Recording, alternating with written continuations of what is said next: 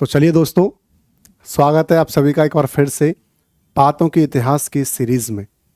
आज हम बात करने वाले हैं मेवाड़ के महाराणा राज सिंह के बारे में। अमर सिंह जी के काल में मेवाड़ मुगल संधि हो गई थी, पर कब तक ये चुप बैठते। इन्होंने औरंगजेब के खिलाफ कुछ काम स्टार्ट कर दिए थे। आज हम इस बात पर नहीं जाएंगे कि राज सिंह का क्या इतिहास रहा, कैसे युद्ध किया। आज हम बात जाएंगे किसी और बात पर। आज हम बात करेंगे कि एक रूपनगढ़ की राजकुमारी थी जिनका नाम था चारुमती। बेटा, रूपनगढ़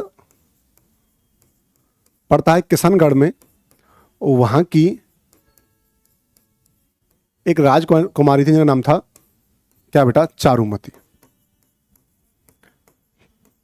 थोड़ी सी कहानी इस पर सुन लेते हैं भाई कि एक दिन क्या हुआ था कि रूपनगढ़ में एक महिला आई जो कि पोस्टर बांट रही थी।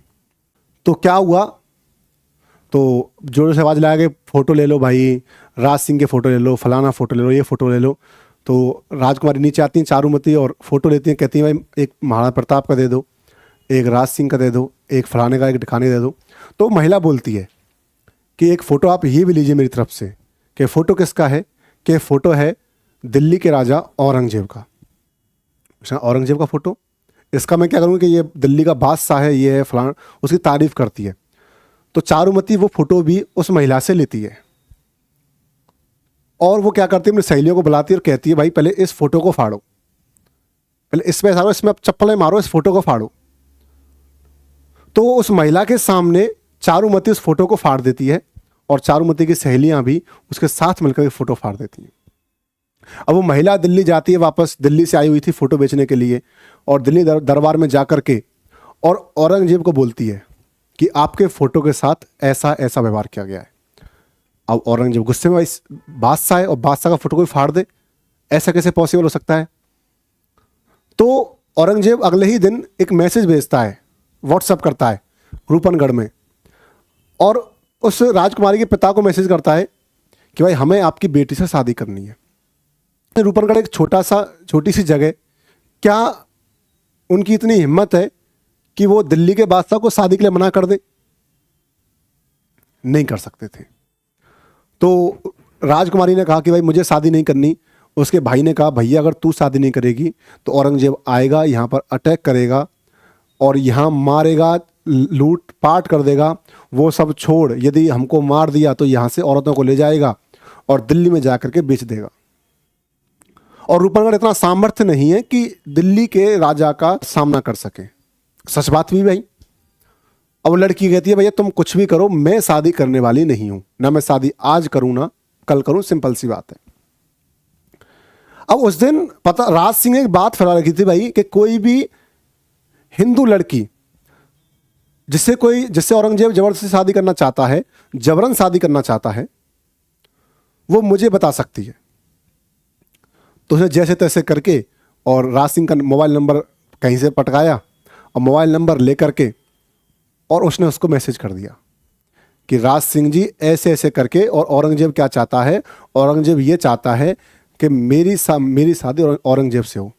उस समय पर जो राज सिंह थे वो रॉबिन हुड बने हुए थे कि भाई हम इसकी हेल्प करेंगे, इसकी करेंगे, उसकी करेंगे, ठीक है। अब क्या होता है, राज सिंह ने डीपी देख ली और डीपी बड़ी सुंदर लड़की, चारुमती बड़ी स्मार्ट रानी थी। अब क्या होता है कि राज सिंह जी एक बैठक बुलाते हैं और बैठक में कहते हैं अपने मंत्रियों से कि एक अबला नारी बड़ी परेशान हो रही है, क्या किया जाए। और उससे औरंगजेब जबरदस्ती शादी करना चाहता है। तो मंत्री ने कहा कि महाराज साहब आपको आजकल हर लड़की कुछ ज़्यादा अबला नहीं लगती?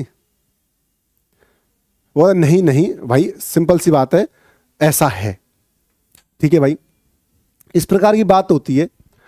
अब हुआ क्या कि राज सिंह ने और लड़की को मैसेज भेज दिया कि हम तुमसे शादी करने फलाना फलाना दिन आएंगे, तुम तैयार रहना।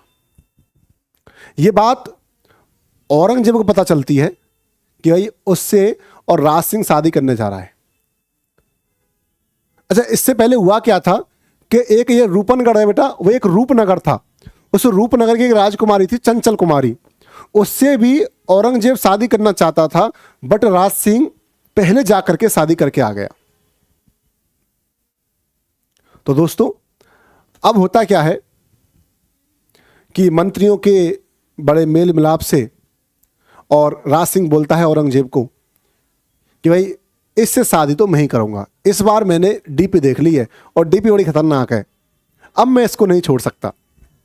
तो बोलता है कि इससे शादी तो भाई मैं ही करूँगा चाहे कुछ भी हो जाए, लेकिन अगले कोई लड़की होगी उससे शादी तू कर लेना। औरंगजेब इस बार नहीं मानता है और औरंगजेब कहता है कि भाई नहीं, इससे शादी मैं करूँगा। तो औरंगजेब फिर बोलता है भाई देखो ऐसा करते हैं, युद्ध कर लेते हैं, जो जीता वो इससे शादी कर लेगा। हाँ ठीक है भाई, युद्ध कर लो। अच्छा, अब युद्ध की बात आ गई तो आपको मैंने लास्ट क्वेश्चन बताया था, सलुम्बर के जो चुंडावत हैं उनका ये हरावल का अधिकार था कि जहां भी मेवाड़ की सेना जाएगी वहां पर वो युद्ध करने जाएंगे, पहले सेना की वो टुकड़ी पहले जाएगी जो चुंडावत वहां पर अटैक करेंगे। ठीक है भाई, इस बार चुंडावतों का जो लीडर है वो कौन है भाई? वो लीडर है रतन सिंह चुंडावत। समझे भाई कहानी को बेटा, वो कौन है? वो है रतन सिंह चुंडावत। बेटा रतन सिंह जो चुंडावत है बेटा, इसकी भी शादी उसी रात हुई थी, और जो शादी हुई थी वो हाड़ी रानी थी। कौन सी बेटा? सहल कंवर। बेटा कौन सी थी? हाड़ी रानी सहल कंवर। समझे भाई? तो अब क्योंकि युद्ध की ठन चुकी है और युद्ध का दिनांक, युद्ध की जो समय है, जहां पर युद्ध होगा वो जगह, हर कुछ तय हो चुका है। ठीक है भाई, तो अब इनके पास मैसेज गया भाई कि भाई देखो आपको जाना है, आपको हरावल का अधिकार है। और रतन सिंह चुंडावत की जो पत्नी थी बड़ी ही सुंदर पत्नी थी, और चूंकि शादी आई हुई है भाई, और भाई किसी व्यक्ति की शादी हो और आज ही उसे बोलते भाई तुम यहां से जाओ, युद्ध करके आओ। अब वही काम हुआ था रतन सिंह चुंडावत के साथ, या तो वो काम हुआ है बॉर्डर मूवी में सुनील शेट्टी के साथ, या हो रहा है रतन सिंह चुंडावत के साथ कि जाते हुए लम्हो जरा ठहरो, वो वाला गाना यहाँ पर गाया जा रहा है। अब क्या होता है, जैसे ही मैसेज आता है रतन सिंह चुंडावत के पास कि आपको युद्ध करने जाना है, इस प्रकार से बात हुई है, ऐसे ऐसे बातों को बताते हैं पूरी बात क्या हुई है।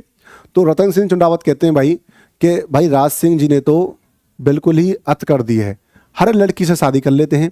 अब मेरी तो एकमात्र और पहली शादी हुई है भैया, मैं उसे छोड़कर कैसे चले जाऊं? तो सहल कंवर को जब ये बात पता चलती है तो सहल कंवर उसको समझाती है कि ऐसा नहीं करते, आपके दादाजी ने जो रावचुंडा थे उन्होंने कभी अपना शासन त्याग करके और ये प्रथा हरावल को अधिकार किया था। फिर बताती है कि आपके जो दादाजी, आपके जो पूर्वज थे जयद्रथ सिंह चुंडावत, उन्होंने अपना गला काट करके फेंका था ऊंटाला के किले में, तब जाकर ये प्रथा कंटिन्यू हो पाई। तो अब आपका कर्तव्य है कि आप जाएं। भाई रतन सिंह का बिल्कुल मन नहीं था जाने का, बट वो रानी के फोर्स करने पर जाने को तैयार हो जाता है। कहता ठीक है, राजा से कहो कि हम युद्ध करने जाएंगे। अब हुआ क्या, सुबह जब युद्ध करने के लिए रतन सिंह चुंडावत जाता है तो जैसे बोलते हैं ना किले में झरोखे जो होते हैं, जो जंगला बोलते हैं आजकल, तो वहां से खड़ा हो गए वो रानी राजा को देखती है। तो राजा का मन, रतन सिंह चुंडावत का मन तो नहीं करे भाई कि मैं कैसे चला जाऊं इसको छोड़ करके, इतनी सुंदर पत्नी है। तो अपने एक सैनिक से बोलता है कि तुम जाओ और जाकर के रानी से कोई निशानी लेके आ जाओ। निशानी भाई कोई अपना, उसने समझा अंगूठी दे देगी, कड़ा दे देगी, चैन दे देगी, जिससे मैं आराम से जा सकूं। तो वो सैनिक जाता है रानी के पास और रानी से मांगता है निशानी, कि आप मुझे कोई निशानी दे दो भाई। समझे इस बात को। और रानी सोचती है कि ये बड़ी मुश्किल से यहां से लड़ने जा रहा है, वहां जाके सही से लड़ पाएगा नहीं लड़ पाएगा इसका भी कोई नहीं पता, ये मेरी सोच में ही पड़ा रहेगा। तो रानी फरियाद करती है कि मैं, ये हाड़ी रानी बेटा, ये समझ, मैं उस बुआ की भतीजी हूं, इसकी बुआ थी जसवंत दे, जो कि जोधपुर के जसवंत सिंह से शादी हुई थी। मैं उस बुआ की बेटी हूं जिसने अपने पति को किले में घुसने नहीं दिया था, इसलिए क्योंकि वो युद्ध से वापस आ गया था। और यदि आज मेरी वजह से और ये युद्ध हार जाता है तो कहीं ना कहीं आने वाली पीढ़ी ये कहेंगे कि एक बिलखड़ी बहू आई थी जो कि उसकी सुंदरता और मेवाड़ के लिए युद्ध हराकर चली गई। वो सोचती है कि मेरी सुंदरता, मेरा जो सौंदर्य है, मेरी जो चंचलता है, कहीं ना कहीं वो मेवाड़ की भारी पड़ रही है। कहीं ना कहीं रतन सिंह अपना फर्ज बोल रहे हैं उसके चक्कर में। वो कहती है ऐसी सुंदरता किस काम की जिसे सोच करके एक सैनिक अपना फर्ज भूल जाए। और वो तुरंत अपना शीश काटती है और शीश काट करके और निशानी के तौर पर उस सैनिक के हाथ भेज देती है। कहां पर? रतन सिंह के पास। या तो शीश काटा था खाटू श्याम ने महाभारत में अपने हाथ से, या फिर शीश काटा है हाड़ी रानी ने। अब भाई यहां पर मैं कंपेयर हूं, माता सीता से जब राम जी ने निशानी मांगी थी तो माता सीता ने कंगन दिए थे कि ये मेरी निशानी है, उन्होंने अंगूठी दी थी ये मेरी निशानी है, लेकिन यहां पर उन्होंने अपना गला काट कर ही दे दिया। अब रतन सिंह चुंडावत के पास जब निशानी आती है, चुंडावत बड़ा अफसोस करता है कि मैंने ऐसा क्यों किया, मैं निशानी नहीं मांगता तो रानी अपना शीश नहीं काटती। यहां पर बड़ा अच्छी बात कही है कि चुंडावत मांगी निशानी और सर काट दियो छत्राणी, कि चुंडावत ने निशानी मांगी थी और छत्राणी ने शीश काट करके दे दिया। रतन सिंह चुंडावत उस युद्ध में जो सर था सहल कवर का, उसके बालों को अपने गर्दन से ऐसे बांध करके, और इतना खतरनाक लड़ता है, इतना खतरनाक लड़ता है कि औरंगजेब की सेना को 1 इंच आगे नहीं बढ़ने देता। और समझें, उस युद्ध में रतन सिंह चुंडावत भी शहीद हो गए थे, अपने देश के काम आए थे, लेकिन औरंगजेब की सेना को उस अजमेरी घाटी से 1 इंच आगे नहीं बढ़ने दिया और राज सिंह और चारुमती का विवाह संपन्न हो गया। तो एक रात, एक बड़ा अच्छी कहानी है, उसमें कहते हैं कि एक रात जब ये दोनों चांद की रोशनी के नीचे बैठ करके और प्यार भरी बातें कर रहे थे, कौन? सिंह और चारुमती। तो कहीं ना कहीं राज सिंह बताते हैं चारुमती को कि हमारे विवाह में क्या क्या परेशानी आई थी, अगर ये 2 लोग बलिदान नहीं देते तो हमारा विवाह संपन्न नहीं हो पाता। तो सोचो, ये वो राजस्थान है जहां पर निशानी के तौर पर और माता सीता से भी बड़ा बलिदान देकर दिखा दिया। माता सीता ने कंगन और अंगूठी दी थी, लेकिन उन्होंने अपना सर काट कर दे दिया। इसीलिए कहा जाता है कि राजस्थान वीर और वीरांगनाओं की भूमि है।